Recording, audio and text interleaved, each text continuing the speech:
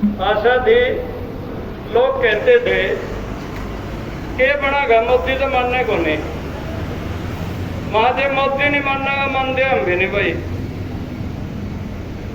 जुनसी में ऐसे लोवे नहीं लाखन थे कि उसकी टांग बंद के धार कटनी हो, उसकी धार कट जाए। और जुन सा खेत में सत्ता घने सांप हो है, रेत का पानी देना हो तो जाकर नाका तोड़ जाए। और जुन सी संताड़ियल जगहें होती हैं वहां से किसान कभी पीछे नहीं हटे। हमारे बाप दादे परदादा ने जंगल तोड़े, जंगल तोड़ के जमीन को बंजर बनाया। आज उसकी पैदावार बढ़ा के ना केवल इस देश को बल्कि दुनिया के 150 देशों का पेट भर दिया हमने अपनी गेहूं के द्वारा। ये कोई मामूली बात नहीं है। हम उन लोगों की औलाद है, हारने वाले हम भी नहीं है। जब विषा पड़ गया, किसान आज तक नहीं हारने का कारण है हमारे बड़े बुजुर्ग कहते थे जिसके घर दे दाने उदे बोले भी सियाने। और सबसे बड़ी बात यह है कि किसान आज तक क्यों नहीं झुके, ना अंग्रेजों के सामने झुके, ना राजे रजवाड़े के सामने झुके, ना साम्राज्यवादी ताकतों के सामने झुके, और ना देश आजाद होने के बाद इन सरकारों के सामने झुके। सबसे बड़ा कारण है साथियों आपके घर में दाने होना। अपने बड़े बुजुर्ग कहते थे कि भाई युवा किसने बिगाड़ दिया, और फिर जवाब दिया एक सियाना मनुष्य ने खड़े हो गए, बोले बा उसने बिगाड़ा भाई जो रात का भूखा था। इसलिए हम लड़ते हैं और जीतते हैं कि हमने अपनी रोटी की चिंता फिलहाल नहीं है, लेकिन ये सरकार अपनी कंपनियों को मजबूत करके हमारी इस रोटी को छीनना चाहती है। सबसे बड़ी लड़ाई रोटी की है।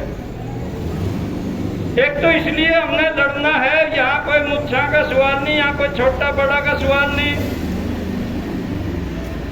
हमारे बड़े बुजुर्ग कहते थे गधी भी लदर, गधी का बच्चा भी लदर, जब से के घर बसे। हमने अपना घर भी बसाना है, ये देश भी बसाना है, इसलिए छोटा बड़ा सारा लगेंगे। चाहे हमारी जमीन बचानी है, चाहे हमारा जमीन बचाना है, चाहे हमें अपनी नस्ल बचानी है, चाहे हमें अपनी फसल बचानी है, उन सब के लिए बच्चा बच्चा आंदोलन में सम्मिलित होगा, इस बात की परवाह किए बिना कि कौन आगे चल रहा है कौन पीछे चल रहा है। जितने भी लाइन में चल रहे हैं वो सब विजेता हैं। तो एक तो ये बात कहना चाहते हैं साथियों, रोटी की लड़ाई है, केवल किसान की रोटी की लड़ाई नहीं है। यह लड़ाई जितने लोगों ने जन्म लेके हिंदुस्तान में पैदा हो रहे हैं उन सब की रोटी की लड़ाई है। हमारा यह तजर्बा है, हमारे बुजुर्गों का तजर्बा है, जो चीज पैकेट में पैक हो जाती है वो गरीब से दूर हो जाती है। अपने देखते देखते बोतल में सरसों का तेल पैक हो गया, 2 साल देकर मजदूरों से राशन कार्ड पे तेल भर कर दिया, बोले ये बहुत महंगा हो गया। अपने देखते देखते राशन कार्ड पे मिलने वाली दर्जनों चीजें गायब होगी। और इस बार क्योंकि 150 देशों में अपन ने गेहूं भेजी है, सरकार ने सर्कुलर जारी कर दिया कि अब राशन कार्ड पे गेहूं नहीं मिलेगी बल्कि चावल मिलेंगे केवल। और ये 2 साल बाद या 1 साल बाद चावल भी महंगा हो गया, फिर क्या मिलेगा। और जो चीज पैकेट में गल की, जिस दिन गेहूं और चावल भी पैकेट में गल जाएगा, गरीब भूखा मर जाएगा, खाने रोटी नहीं मिलेगी। यह लड़ाई केवल किसान की लड़ाई नहीं है बल्कि ये सब लोगों की लड़ाई है जिसने भी रोटी चाहिए। और मैं कितने उदाहरण दे सकता हूँ। आपकी बिलोनी की लस्सी आप अब किसी की बाल्टी में नहीं डाल सकते। 18 जुलाई को कानून पास हो गया, आपने लस्सी बेचनी है तो पैकिंग करनी पड़ेगी, और थोड़ा सा नमक लगा दोगे तो वह 10, 12, 15 रुपया की पाइया भी बिकेगी, लेकिन बिकेगी पैकेट में गया बस है।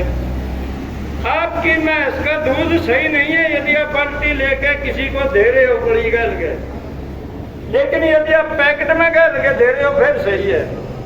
और पैकेट में गली चीज, जिनमें हमारे बुजुर्ग हम बार बार ये सुनते थे, आ बेच पी पानी, 3 चीज मोल नहीं लेनी। आज पानी पैकेट में गल गया, एक छोटा सा पाउच 3 रुपया से 5 रुपया का मिलता है। पानी की बोतल पैक होगी और वो 10 से 20, 15 और 25 रुपए तक की मिलती है। ये सरकार पूर्ण रूप से कंपनियों की मार्फत हर चीज को पैक करके पैकेट में भेजना चाहती है। अनेक ऐसी चीजें हैं जिन पे टैक्स ले दिया, लस्सी पे टैक्स है, दूध पे टैक्स है, दही पे टैक्स है। यहां तक भी अपन यूं कह सकते थे कि भूखे मारोगे, लेकिन इससे आगे बढ़ के उन्होंने बच्चों की कलम दुआत पे टैक्स ले दिया, टैक्स लाया, तख्ती पे टैक्स लाया, स्लेट पे टैक्स लाया, कागज पेन कापी पे टैक्स ले दिया और किताब पे टैक्स ले दिया। पूरी दुनिया में एकमात्र हिंदुस्तान एक ऐसा देश है जहां बच्चों की पढ़ाई के प्रयोग होने वाली छोटी छोटी चीजों पे भी टैक्स ले दिया अब 18 जुलाई से। तो साथियों, सरकार हमें चारों ओर से घेरना चाहती है, हमें अपनी धरती से बेदखल करना चाहती है।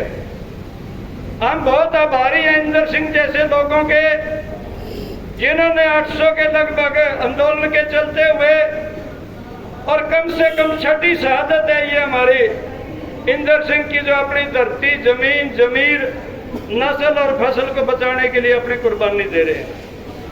इन लोगों की कुर्बानी पे किसी तरह की राजनीति ना करके सीधे सीधे इनके हकों का, इनको अपना पूर्ण अधिकार मिले, इसके लिए हम सबकी एक जिम्मेदारी बनती है।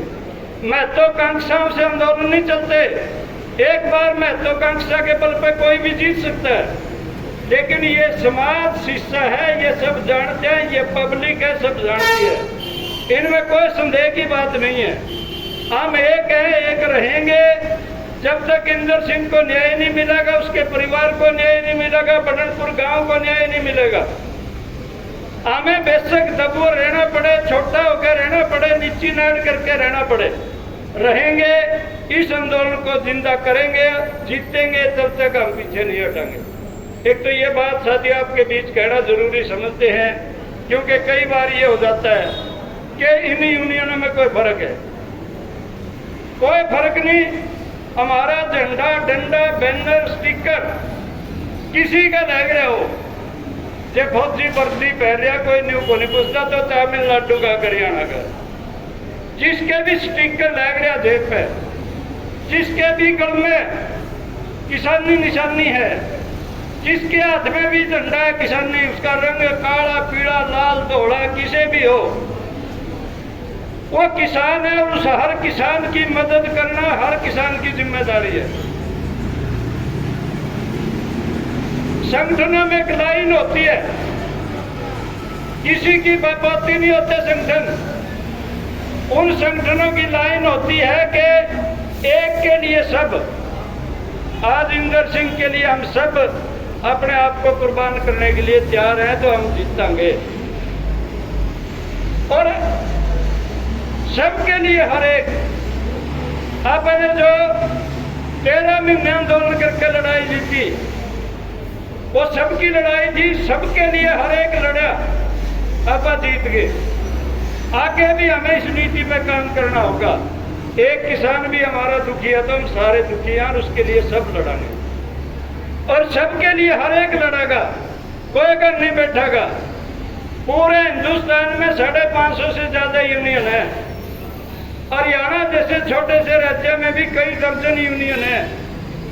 किसी ने मारा तो नफरत हो, मैं खुले मन से कहता हूँ, बेशक हमारे साथ ना जुड़ो, और संगठन बहुत है, लेकिन किसी से जुड़ जो, घर ना बैठो।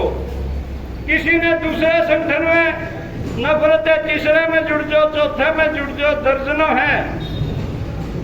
एक भी इंसान ऐसा नहीं होना चाहिए किसी गांव में जो किसी न किसी का मेंबर नहीं है।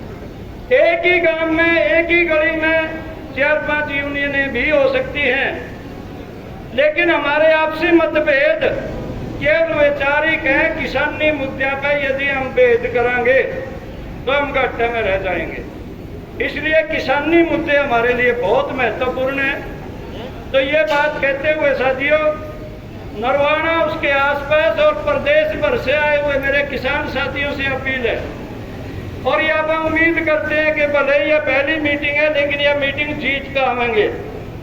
कारण है उसका, हमने केवल 2 मांग रखी है बस। पहली मांग है कि जो जमीन जिस स्वरूप में है, कोर्ट की पूरी प्रक्रिया जब तक पूरी नहीं होती और देश की कानूनी प्रक्रिया पूरी नहीं होती। लोअर कोर्ट में किसान जीत गया, सेशन कोर्ट का पार्सल डिसीजन आया। पार्सल का था आपदा देवी थोड़ा, यह फैसला नहीं है, उसको हमें मंजूर नहीं है वो। और जब फैसला हो जाएगा अपन यह आशा करा के किसानों के हक में ही रहेगी जमीन, लेकिन जब हमारे किसानों के खिलाफ बिकी तो फिर हाई कोर्ट भी है, वो भी कानूनी प्रक्रिया का एक हिस्सा है। हाई कोर्ट के बाद सुप्रीम कोर्ट भी है, लेकिन हम चाहते हैं कि हम क्यों फिरा करिए के खाते। हम अपनी जमीन के मालिक थे, हम अपनी जमीन के मालिक हैं और हम अपनी जमीन के मालिक रहेंगे, अपने दम पर रहेंगे, सरकार को झुका के रहेंगे, सरकार के कानून वापस करावाएंगे। पहली मांग है ये सब। इसी मांग के साथ है, जिस बीडीपीओ ने कानून की उल्लंघना की, जिसने कोर्ट के आदेशों की अवहेलना की, उसको टर्मिनेट करके गिरफ्तार किया जाए।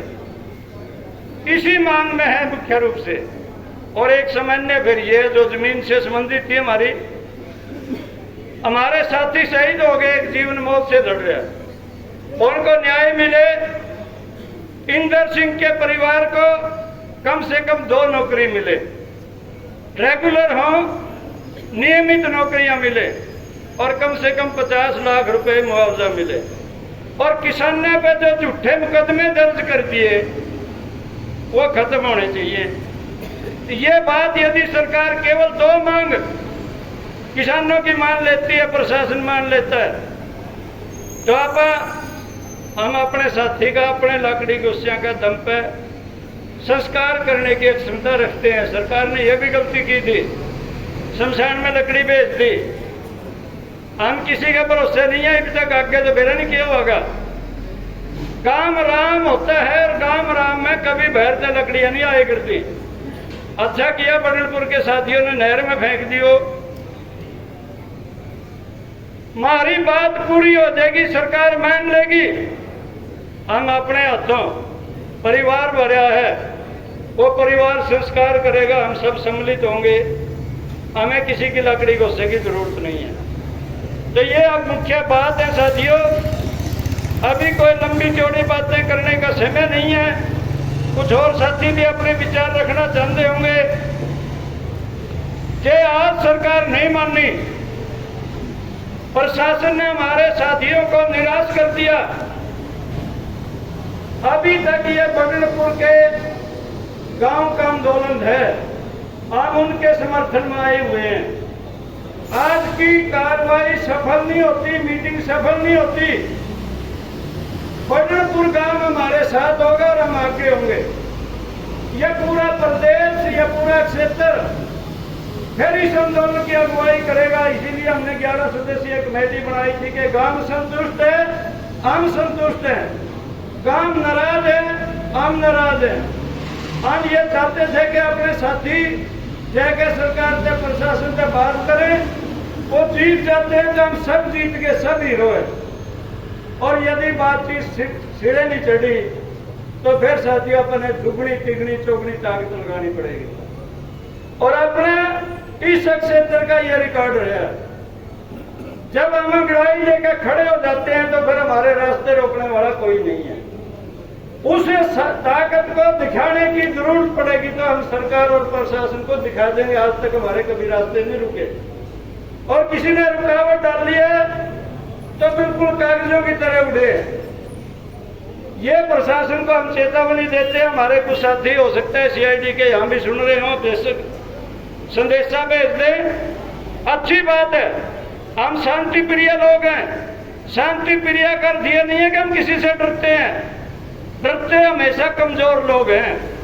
हम कमजोर नहीं है, हम अपनी माँ का दूध तगड़े हुए, हमने अपनी गाय भैंस का दूध पिया, उसकी कहीं भी यदि कुर्बानी देनी पड़ेगी तो अपनी मां को कभी भी नीचा देखने का अवसर नहीं देवांगे। लेकिन प्रशासन को ये हेराफेरी करना चाहेगा, वह बर्दाश्त नहीं करांगे बिल्कुल भी। तो ये बात कहते हुए साथियों, एक अपील, कोई भी आंदोलन 3 मुख्य बातों के सहारे लड़ा जा सकता है। पहला, अनुशासित हो। अनुशासन यदि हमारे बीच में नहीं है, दुनिया की कितनी भीड़ इकट्ठी कर लो, वो लड़ाई को नहीं जीत पाएगी। गुरु गोविंद सिंह के सैकड़ों सैनिकों ने लाखों सैनिकों की छाल ढुवाई है। महाराजा रणजीत सिंह ने वो क्षेत्र जीते हैं दुनिया का जो आज कोई तक जीत नहीं सके, अफगानिस्तान जैसे को, मुट्ठी भर सेनाओं के बल पे। लेकिन वो सेना अनुशासित थी। और मैं ये बात कहना चाहता हूं कि अपना आंदोलन जो पीछे जीते उसका भी सबसे बड़ा कारण अनुशासन था। अनुशासन पहला शर्त। दूसरी शर्त है, आप में धैर्य हो। धैर्य नहीं होता तो परसों मेरा निके कर दे। आज तक हम अपने साथी का 100 दर है अपने बीच में बैठे हैं, बात देख रहे हैं। सरकार, प्रशासन और सरकार के अन्य पुर्जे ये समझते हुए कि ये शांति प्रिय लोग हैं, इनके साथ शांति से ही पेश आना चाहिए और इनकी मांग को मानना चाहिए, हम अपना धैर्य डटे हुए हैं। तीसरी होती है साहस। यदि हमारे साथी बात करके आएंगे, सफल हो गए, अपनी नीति नाड़ करके अपने साथी का संस्कार कर देंगे। लेकिन यदि प्रशासन ने कोई हेराफेरी करके मिट्टी गोली देकर उनको टालने का प्रयास किया तो फिर साहस, जिस दिन हमने 11 सदस्यीय कमेटी न्यू कह देगी भाई सारे बैरिकेड तोड़ने हैं, सारे रास्ते जाम करने हैं, वो साहस भी है हमारे अंदर। चाहे पहाड़ियों पर चढ़ना हो, चाहे खाइयों को पार करना हो, वो करते हुए हम हर हद तक जा सकते हैं। हम मजदूरों के, किसानों के बेटा बेटियां उनका खून है, जिन्होंने इस दुनिया को और इस देश को बसाया और बढ़ाया है। हम किसी भी सूरत में पीछे हटने वाले लोग नहीं हैं। इन अपीलों के साथ साथियों, जब तक आदेश नहीं होता आप अनुशासित रहें, साहस, धैर्य रखें और साहस के साथ आगे बढ़ेंगे जैसे आदेश मिलेंगे। तो ये बात आपके बीच कहनी थी। उम्मीद करांगे हमारे सब साथी अनुशासित रहते हुए इस आंदोलन को मंजिल तक लेके जाएंगे। हम जीत के सिवाय